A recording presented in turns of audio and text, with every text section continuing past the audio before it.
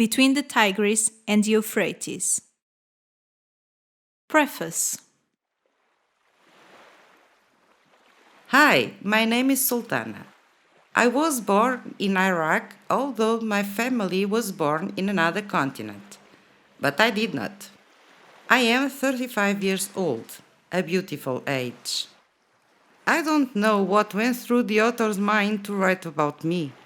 I don't know why my life sparked her interest. There is nothing special about it. Only she knows why. I never asked her. Why ask questions? Sometimes she has ideas that I don't understand. And why try to understand them? Some people are so complicated compared to life that is so simple. What are these returns to the past for? It's just that, past. And I live in the here and now. To anyone that will read this, please forgive me. I don't know what to say. She wanted me to write something for the preface of the book, and I don't know what to write. But since I have to say something, hello, Sultana. Sultana was a girl like many others, but at the same time different.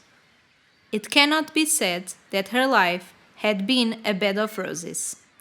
It was more like a garden of thorns. She was born into a poor family. Her father was an electrician and her mother a fashion designer. They went to live in a land called March, which wasn't that far from the beaches. To try to help her uncles, her mother had led them to live with her. It was easier to find a job in March.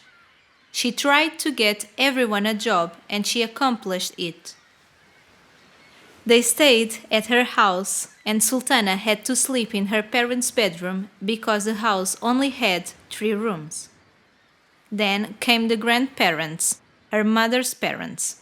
So it was for a few years.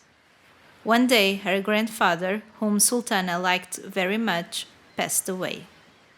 It was a great and deep heartbreak for her. Family disagreements had always been many. Sultana has always lived in a situation of constant emotional tension. Perhaps her current way of being has started to forge there, in the heat of the family battle. One thing she had noticed since she was a child was that she had to win in a world that already seemed extremely unfair and hard. Sultana did not have enough room to be a child, maybe not even time. It looked like the house belonged to everyone but her. She was the intruder, the person who was unwanted there, daily humiliated. Their favorite amusement was to make fun of her and frighten her. The smallest gesture, the smallest question, the smallest comment, all made fun of for hours or even days. She was often accused and punished for things she didn't do. Sultana learned from an early age to control and silence what was in her heart and soul. Her feelings were not to be shown. Her thoughts were not to be expressed. But at the same time, she couldn't be weak, nor could she show weakness. One time, she was so mad that she lost control and took off a shoe that she threw over her ankle and broke a glass. So much hatred, so much anger. Her inner being was forged in the heat of this war, a merciless war that left her no choice. It never left her a choice. There was only one way out: to study, to learn. That wasn't a problem for her because she was passionate about reading. The books were her most precious treasure. Sultana read. She penetrated deeply into the universe of books and forgot the world around her. Since the age of 4, she knew how to read and write and had always been a good student. Sultana doesn't like to remember this period, as she doesn't like the memory of many others. Her eyes take on a strange expression when she talks about her past.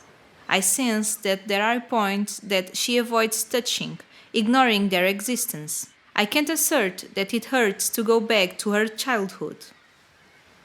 Sultana erased all of that from her memory.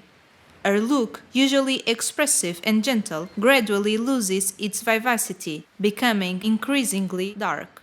Her eyes, black, become like the ocean on the moonless night. It is not possible to see anything through them. Sometimes I don't know if I should continue trying to scrutinize into her past or leave it at that. When Sultana reaches the state of self absence, of a simple describer of a past that does not seem to be her own, it puzzles me and sometimes scares me. I know the Sultana of today, but I don't know how she got here, what rough seas she had to cross. She reports her past as if it didn't belong to her. As if to remember it, she needed to go deep inside herself and look for the place where it is kept. A book placed on a shelf somewhere that she has to open and reread. No, Sultana does not remember feeling joy during that period. She remembers her grandfather, whom she liked very much. He celebrated his birthday in New Year's Day. Sultana never liked Christmas again after he passed away. Throughout her life, Christmas and New Year always brought sadness and sorrow to her, until they were finally over. Or she abolished them. In the year that her grandfather passed away, her uncles rented a house and left. They still lived in Mar de March, but no longer lived at her home. Sultana's first action was to move her things to the room that was left vacant. She spread a mattress on the floor and made her bed there. She finally had a space for herself. Life hadn't changed, but she had a little bit more peace. Now, something else was emerging that had remained attenuated during the presence of the rest of the family: her father. Sultana has realized for the first time that there was, after all, a great distance between them. She was not an easy child. She was not docile and submissive. Little or nothing spoke to him. Speak for what? Whatever she said to him, sooner or later was thrown at her face. Sultana hated those attitudes. She was always a good student. However, for her father, the children of his colleagues and friends were the best. She was never good enough. Put your eyes on the son of this or on the son of that. Besides that, there was the eternal problem of books. Her father said that his colleagues' children studied without books. Why were they necessary for her? For many years, her mother used to oblige her to wait for him for dinner. Sultana hated that wait. She didn't understand why they had to wait for someone who knew they were waiting for him, but instead of going home after work, he went to his colleague's house and always came late. One day they wouldn't be able to force me to do anything else. Sultana took refuge in her room. She never joined her parents in the evening, not even if they called her. The greater the distance, the better. The fights were many, and a simple good night was more than enough. She was no longer a child, nor fearful.